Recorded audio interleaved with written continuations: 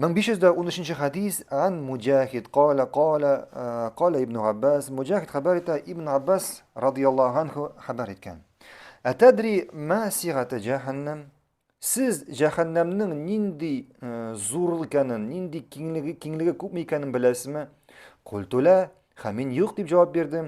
Qala ajal, wallahi ma tadri. U aytdi, "Ey, Alloh bilan and etam, siz jahannamning zo'rlig'ini bilmaysiz. Inna bayna shahmati uzni ahadihim va bayna atiqihi masiratu 70 kharifan."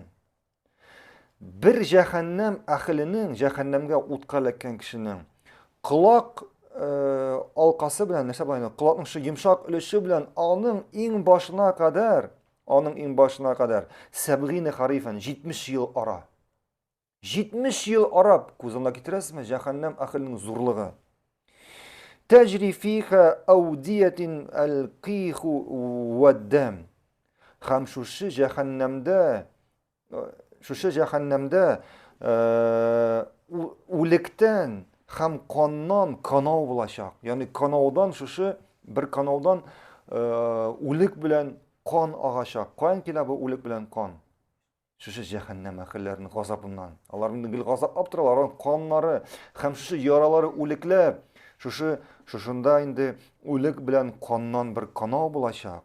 Qultu anhar, bu sirada yilg'ami? Qala la bal awdiya. Yo'q, yilg'a tugul, qanovdi. Summa qala atadruna ma sighata jahannam. Shundan so'ng davom etadi. Siz jahannamning kengligini bilasizmi? Qultu la. Qala la qala al-ajal. Wallahi ma tadri. Hamul aytdi ibn Abbas aytdi, Alloh bilan and etam, siz jahannamning zo'rlig'ini bilmaysiz deydi. Haddasani Aishatu annaha sa'alat Rasululloh menga Aisha xabar etdi. U bir vaqt Allohning ishisidan so'ragan. Man han qawlihi wal ardu jami'an qabdatuhu yawmal qiyamati was samawati matwiyatun bi yaminihi. Ya'ni Qur'onda kelgan shu oyat turida so'ragan Aisha radhiyallohu anha payg'ambarimizdan nindi oyat? U kunni, ya'ni qiyomat kunni bütün yer shari Allohning uch tubida bo'lashaq. Bütün yerlar Allohning bir uch tubida bo'lashaq. Was samawati matwiyatun bi yaminihi. Ham Alloh shu qo'li bilan ko'klarni tirashak, mana qog'ozni tiralarmi? Shloy tirib tirashak. Fa ayna an-nasu yawma izin ya Rasululloh? Ham Aisha so'radi, bu kunni Alloh yerni shloy qo'lga qo'ygan kunni, ko'klarni shloy tirgan kunni kishilar qayda bo'lashaq? Qala hum g'ala jisri jahannam. Haminde Peygamberimiz sallallohu alayhi vasallam u kunni kishilar jahannam ustidan o'tgan sirat ko'piri ustida bo'lashaq. Boribizda bilan jahannam qiyomat kunida sirat ko'piri bo'lashaq. Ham shu sirat ko'piri jahannam ustidan o'zashaq. Ham shu sirat ko'pirining torlig'i 6 xatli. Ham onun o'tkinligi qilichdan o'tkinroq. Ham shundan barliq kishilarda o'zashaq. Shu sirat ko'piridan barliq kishilarda o'zashaq. Qo'y birlari shu sirat ko'piridan yig'ilib jahannamga ilashaqlar. Qo'y birlari o't tezligida o'zashaqlar. Qo'y birlari istiralib, qishga shu jahannam ustidan o'zashaqlar. Lekin qiyomat kunida bor kishilar shuning ustidan o'zashaq. Bu hadisda jahannamning kengligi ham jahannam ahllarining zo'rlig'i. Ne uchun jahannam ahllari zo'r bo'lashaq dedik? Shu g'azabni tog'inda ko'proq to'yir uchun. Shulay jahannam ahllarining bek qoti g'azabda bo'lar, chunki qon bilan o'lik bilan uzanliklar og'ashaq. Qon bilan o'lik bilan shu jahannam ahllaridan chiqqan qon bilan o'lik bilan uzanliklar tulashaq. Shulay bu hadisda sirat ko'pirining zo'rlig'i haminde kimgadir bu o'lchamlar biz aytamiz shu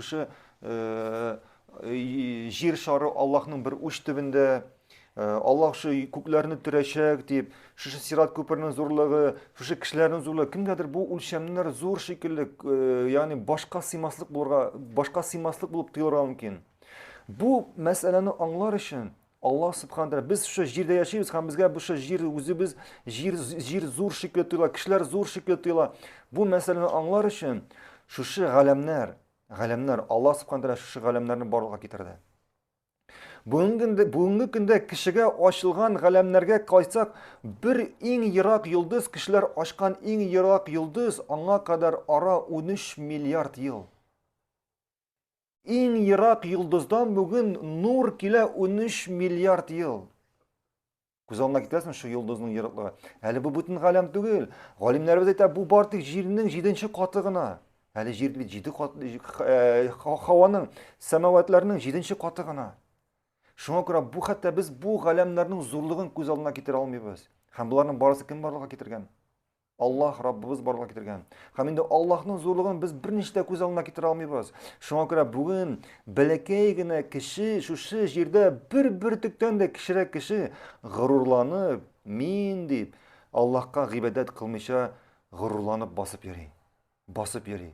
Әгәр дә Аллаһ Субхану ва Тааля сине юк итәргә теләсә, Аллаһка бер нәрсә дә тормый. Аллаһка бер нәрсә дә тормый. Шуңа күрә шушы күкләрне, шушы җирләрне, шушы зурлыкларны күз алдына китереп, шушы галәмнәрнең зурлыгын күз алдына китереп, алар турында уйланып, һәм шуларның барысын да барлыкка китерүче бер Аллаһ икәнен аңлап, шунда ук башыңны гыйбадәткә, ягъни Аллаһка гыйбадәткә орырга кирәк. Баракаллаһу фикум. Аллаһу а'лам.